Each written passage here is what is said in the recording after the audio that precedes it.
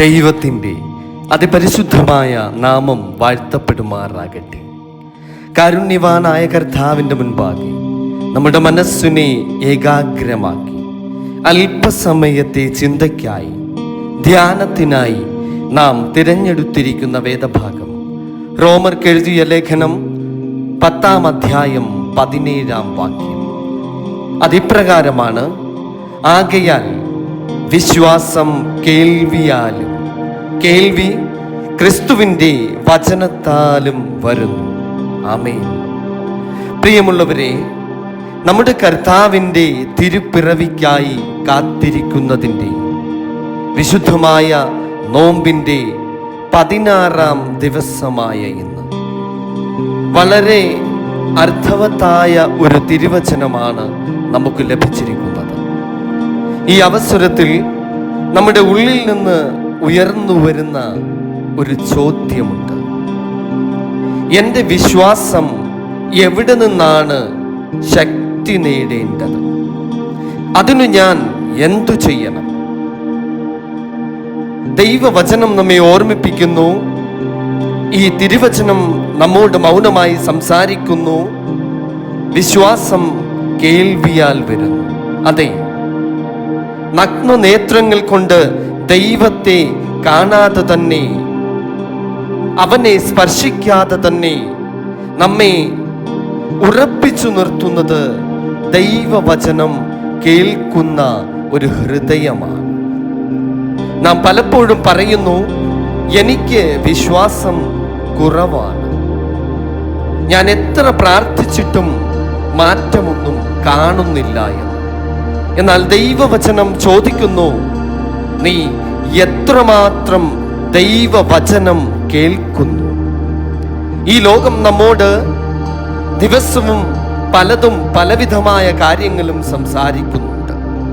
ഭയം, നിരാശ, പരാജയം. പക്ഷേ വിശ്വാസം ജനിക്കുന്നത് ഈ വക ശബ്ദങ്ങളിൽ നിന്നല്ല, ഈ വക കാര്യങ്ങളിൽ നിന്നോ ഈ വക ചിന്തകളിൽ നിന്നോ അല്ല, ക്രിസ്തുവിൻ്റെ വചനത്തിൽ നിന്നാണ്. ക്രിസ്തുവിൻ്റെ ജനനത്തെ കുറിച്ച് ഓർക്കുമ്പോൾ ഒരു കാര്യം നാം പ്രത്യേകം ശ്രദ്ധിക്കണം. മറിയം വചനം കേട്ടു. അവിടെ കേൾവിയാണ് ആദ്യമുണ്ടായത്.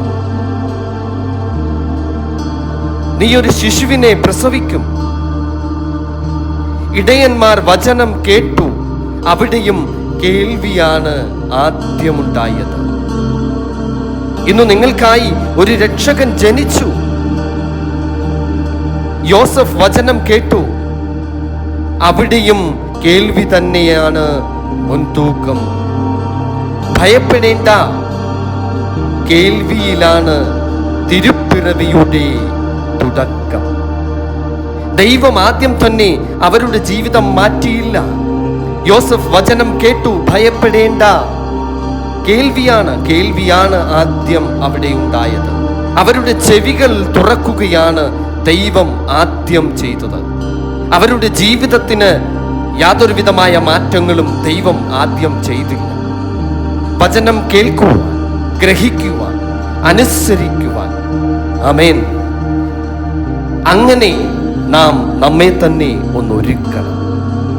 ഇന്നത്തെ നമ്മുടെ ജീവിതവുമായി നമ്മൾ താരതമ്യം ചെയ്യുമ്പോൾ, പ്രിയമുള്ളവരെ, നമ്മുടെ ജീവിതത്തിൽ വിശ്വാസം ക്ഷയിക്കുമ്പോൾ, പ്രാർത്ഥന മൗനമാകുമ്പോൾ, ആത്മാവ് തളരുമ്പോൾ നാം നമ്മോട് തന്നെ ചോദിക്കണം, ദൈവത്തിന് എത്ര സ്ഥലം, എത്ര പ്രാധാന്യം, എത്ര സമയം ഞാൻ എൻ്റെ ജീവിതത്തിൽ കൊടുക്കുന്നു എന്നുള്ളത്.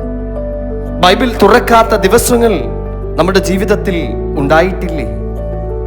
ദൈവവചനം കേൾക്കാത്ത രാത്രികൾ നമുക്കുണ്ടായിട്ടില്ലേ? ലോകമോഹങ്ങൾക്ക് മാത്രമായി നിറഞ്ഞ സമയങ്ങൾ, ദിവസങ്ങൾ. അങ്ങനെയാകുമ്പോൾ അവിടെ വിശ്വാസം ദുർബലപ്പെടും. അവിടെ വിശ്വാസം ദുർബലപ്പെടുക തന്നെ ചെയ്യും. ഈ വിശുദ്ധ നോമ്പ് കാലം, തിരുപ്പിറവിയുടെ ഒരുക്കകാലം, ഈ സമയങ്ങൾ നമ്മെ വിളിക്കുന്നത് പ്രാർത്ഥനയിലേക്കാണ്, ദൈവവചന കേൾവിയിലേക്കാണ്. അതിലേക്കാണ് നമ്മെ മാടി വിളിക്കുന്നത്. കർത്താവേ, എൻ്റെ ചെവികൾ തുറക്കണമേ. ക്രിസ്തു ഒരു തൊഴുത്തിൽ ജനിച്ചു. എന്നാൽ അവൻ ആദ്യം ജനിക്കേണ്ടത് നമ്മുടെ ഹൃദയങ്ങളിലാണ്. ഇന്ന് നീ ദൈവവചനം കേൾക്കുമ്പോൾ നിന്റെ ഉള്ളിൽ ഒരു പുതിയ തിരുപ്പിറവി തന്നെ സംഭവിക്കും. ഒരു മാനസാന്തരത്തിന്റെ അനുഭവമുണ്ടാകും. വിശ്വാസം കേൾവിയാൽ വരുന്നു, കേൾവി ക്രിസ്തുവിന്റെ വചനത്താൽ വരുന്നു. ആമേൻ. ആ വിശ്വാസം ഈ വചന കേൾവിയിലൂടെ നമ്മളിൽ എല്ലാവരും ഉണ്ടാകുവാൻ ദൈവത്തിന്റെ അതിപരിശുദ്ധ നാമം നമ്മെ എല്ലാവരെയും വാഴ്ത്തി അനുഗ്രഹിക്കട്ടെ എന്ന് പ്രാർത്ഥിക്കുന്നു. ദൈവം തമ്പുരാൻ നമ്മെ എല്ലാവരെയും സമൃദ്ധമായി അനുഗ്രഹിക്കട്ടെ.